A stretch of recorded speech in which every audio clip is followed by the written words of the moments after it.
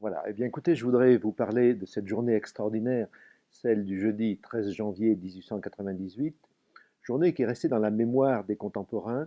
On a eu l'impression que ce jour-là, un événement révolutionnaire se produisait dans Paris. Qu'est-ce qu'il s'est passé?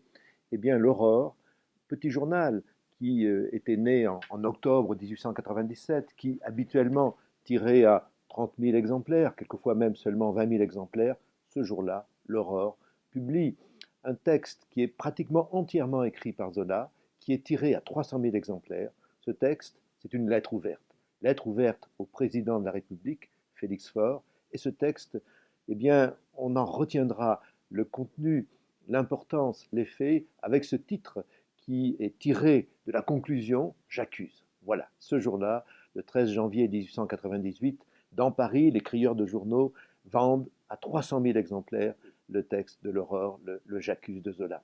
Alors essayons de nous mettre dans les circonstances de cette publication, de voir pourquoi Zola publie ce texte qui va en effet transformer l'affaire Dreyfus, qui va modifier son cours d'une façon tout à fait importante. Le 13 janvier 1898, il vient de se produire un jour plus tôt un événement considérable. Le coupable de ce crime de trahison pour lequel Dreyfus a été condamné en 1894, cet homme qui s'appelait Esterhazy, vient d'être jugé et il vient d'être déclaré innocent par un tribunal militaire.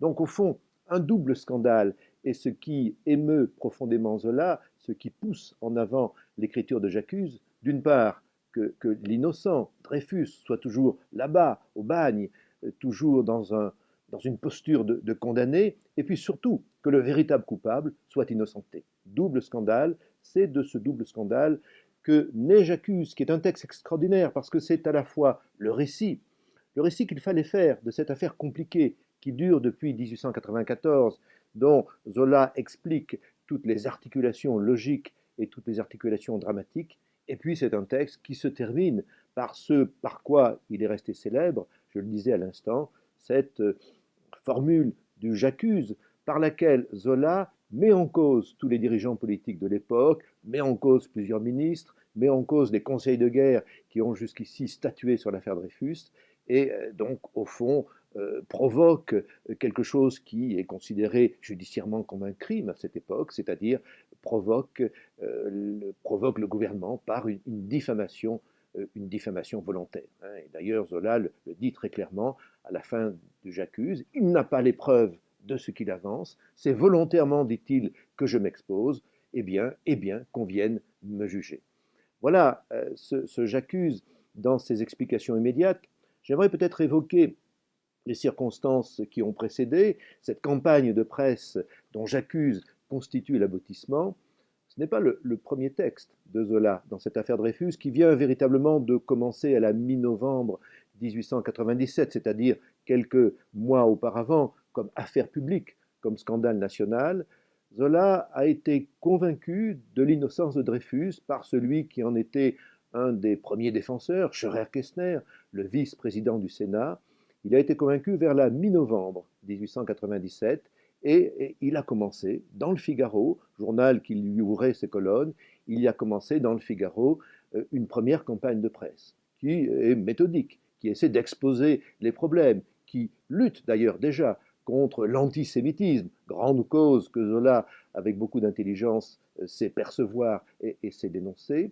C'est donc une première étape pour lui. D'une part, dans cette campagne du Figaro qui se déroule entre la fin novembre 1897 et le début du mois de décembre 1897, dans cette campagne du Figaro, Zola défend Scheurer-Kestner, expose la question de l'antisémitisme et au fond appelle à la raison, appelle à une pensée qui soit capable de regarder véritablement cette histoire extraordinaire qui est la culpabilité présumée d'Alfred Dreyfus. Et puis évidemment, les esprits s'échauffent, cette campagne suscite de la part des lecteurs du Figaro des réactions hostiles.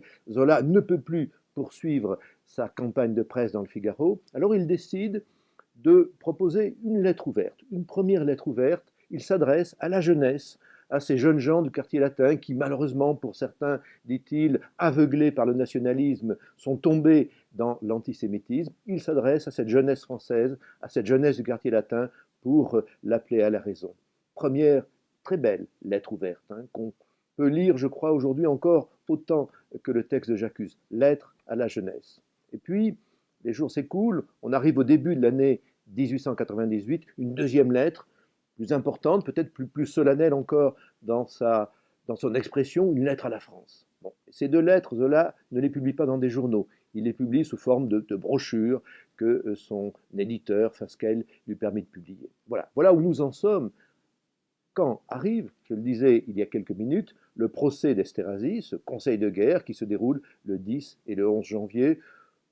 Quelques Dreyfusards à cette époque, ils sont évidemment un peu nombreux, espèrent ou peuvent penser qu'on va reconnaître qu'Esterhazy est sinon coupable, du moins qu'on va reconnaître que quelques problèmes se posent. Eh bien non, Zola d'ailleurs l'a prévu, Esterhazy, à l'unanimité, est acquitté. Il est applaudi sur les marches du palais de justice dont il sort et on le salue au nom de Vive l'armée et de À bas les Juifs. Voilà donc le spectacle devant lequel Zola se trouve le soir du 11 janvier.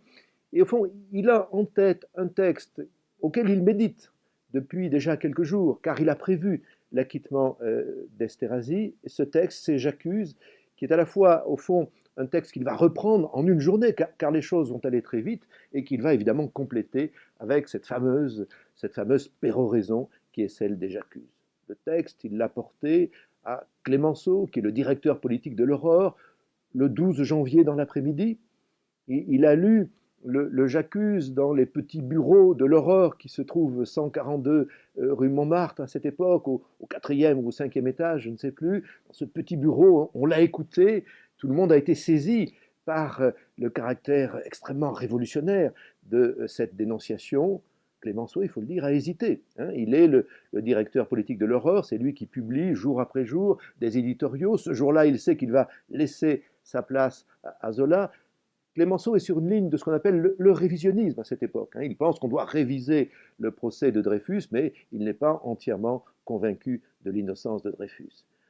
Clémenceau a ce moment d'hésitation, et puis il a cette parole superbe, allez, laissons-le aller, laissons Zola, l'enfant marche tout seul. Je crois que c'est la formule que Joseph Reynac prononce dans son histoire de l'affaire Dreyfus, et c'est ainsi que le lendemain, J'accuse est donc imprimé dans la nuit, que le lendemain, la moitié quasiment du journal, ce petit journal de l'Aurore qui ne fait que 4 pages, la moitié du journal est consacrée au texte de Zola. Voilà donc cet événement essentiel de cette journée du 13 janvier 1898. Et je crois qu'on ne pourrait pas l'évoquer cette journée sans dire aussi, au fond, quelques événements très importants qui se sont produits en quelques heures et qui font de cette journée, si on voulait en faire le récit, qui font de cette journée une sorte de résumé dramatique extraordinaire de toute l'affaire Dreyfus. Effectivement, au moment même où J'accuse paraît, dans cette matinée du 13 janvier, on arrête, la justice militaire arrête le lieutenant-colonel Picquart. Voilà un deuxième personnage qui bientôt va entrer sur la scène de l'affaire Dreyfus d'une façon importante, qui est encore peu connu, qui a voulu, lui, montrer que Dreyfus était innocent, qui a découvert la culpabilité d'Esterhazy. Voilà donc cet homme qui a une carrière d'officier extrêmement brillante. Il a été, en 1896, l'un des plus jeunes officiers commandant le service du contre-espionnage français, et c'est à ce titre qu'il a découvert l'innocence de Dreyfus et surtout la culpabilité d'Esterhazy. Il a voulu avertir ses chefs, ses supérieurs, ceux-ci l'ont écarté de son poste. Il revient à ce moment-là, depuis quelques mois déjà, il est revenu d'Algérie, de Tunisie, où il avait une mission d'officier, et on considère qu'il est allé trop loin, on l'arrête. Voilà, on l'arrête. L'arrestation de Picquart est d'ailleurs une des conséquences de l'acquittement d'Esterhazy. Ce militaire courageux qui met sa carrière en jeu est arrêté dans cette matinée du 13 janvier. Et puis, dans cette journée encore extraordinaire, un autre personnage subit le contre-coup de son engagement, c'est Scheurer-Kestner. Scheurer-Kestner qui se présente à nouveau à l'élection de la présidence du Sénat et qui est battu. Voilà. Lui, le Dreyfusard, est battu. Et on a l'impression d'ailleurs, quand on voit que Scheurer disparaît de la scène politique, qu'il y a une sorte je dirais, de passage de témoin entre Scheurer qui, au fond, est allé jusqu'au bout de cette campagne qu'il a menée avec courage devant ses collègues au Sénat en essayant d'alerter ses amis politiques, qui a donc une sorte de passage de témoin entre Scheurer qui arrête d'une certaine façon son engagement ou son action, et puis Zola qui prend le relais par cet acte de provocation qui est le J'accuse. Voilà, cette journée, j'aimerais aussi évoquer les débats parlementaires qui, dans l'après-midi, à la Chambre, avec beaucoup de vivacité, vont débattre de la question de cette diffamation volontaire que Zola a provoquée dans son J'accuse. C'est Jaurès qui prend la parole d'une façon extraordinaire, qui s'oppose aux représentants du gouvernement et qui, d'une certaine façon, va entraîner ce gouvernement à tomber dans le piège que Zola lui tend, c'est-à-dire attaquer l'Aurore, attaquer pour diffamation l'Aurore et évidemment Zola. La conséquence, ce sera bientôt, dans moins d'un mois, au fond nous sommes le 13 janvier, ce sera à partir du 7 février, un procès en cour d'assises qui va s'ouvrir et qui aurait dû durer d'ailleurs 3-4 journées, c'était ce qui était prévu, mais qui va durer 15 journées, 15 audiences extrêmement importantes jusqu'au 23 février, au cours desquelles finalement l'affaire Dreyfus, comme dans une sorte de grand théâtre, va se dérouler au grand jour cette fois-ci. On est sorti des tribunaux militaires, du huis clos du tribunal de décembre 1894, ou bien du huis clos partiel, mais enfin c'était un huis clos du tribunal militaire qui a jugé Esterhazy. Cette fois-ci, c'est devant le public, des journalistes, c'est devant, peut-on dire, même la France entière, car les journaux vont rendre compte d'une façon extrêmement précise, on a du mal à l'imaginer aujourd'hui, mais vont rendre compte d'une façon extrêmement précise de ces débats, de ces joutes oratoires entre les avocats, entre la partie qui défend Zola et puis évidemment la partie accusatrice. C'est donc une sorte de grand drame qui va se dérouler pendant 15 journées, drame au cours desquels les experts dreyfusards, ceux qu'on appelle déjà les intellectuels, viennent à la barre, défendent la position qui est celle de Zola, défendent une position d'ailleurs qui n'est pas absolument l'idée que Dreyfus est innocent, mais la position de la raison. Revenons à l'analyse des preuves, hein. Essayons de trouver les preuves, voyons ce que contient ce bordereau. Cette position, qui est une position de raison, est celle, au fond, de ces intellectuels qui sont des hommes de la lecture de textes d'une façon précise, et refusant la rumeur, refusant justement le mensonge et toute cette fantasmagorie dans laquelle, jusqu'ici, l'affaire Dreyfus s'est déroulée. Voilà, 15 journées étonnantes.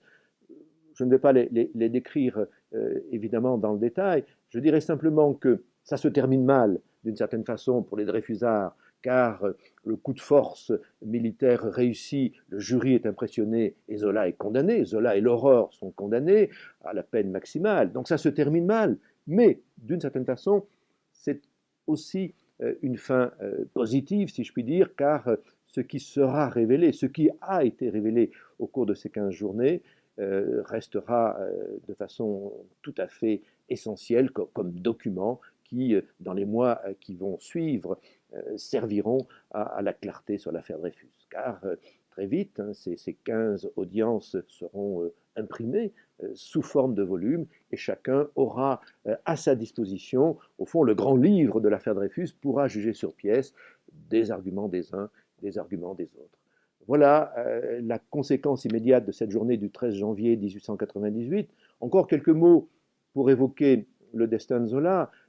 Évidemment, il est condamné, il va être, après un appel en justice, à nouveau condamné. La sentence sera définitivement prononcée en juillet 1898, le 18 juillet exactement. Il partira une longue année en exil en Angleterre et ne reviendra qu'en juin 1899. Je vais très vite, l'histoire, elle est connue, bien sûr. Je dirais simplement que quand il revient en juin 1899, cette révision qu'il a tellement souhaitée, cette reprise du procès de Dreyfus, enfin va pouvoir se réaliser. Enfin, la conséquence de J'accuse, eh bien, c'est le deuxième procès de Dreyfus, le procès de Rennes, le procès qui dure tout l'été de l'année 1899, au terme duquel, on le sait, Dreyfus sera encore, ironie de l'histoire, condamné, mais avec les circonstances atténuantes, et au terme duquel il sera finalement gracié, non pas par le Félix Faure, destinataire de la lettre J'accuse, mais par celui qui lui a succédé, Émile Loubet. Voilà d'une manière globale, autour de la journée du 13 janvier 1898, ce récit que l'on peut faire de ces drames extraordinairement vivants, à rebondissements multiples, qui sont ceux de l'affaire Dreyfus.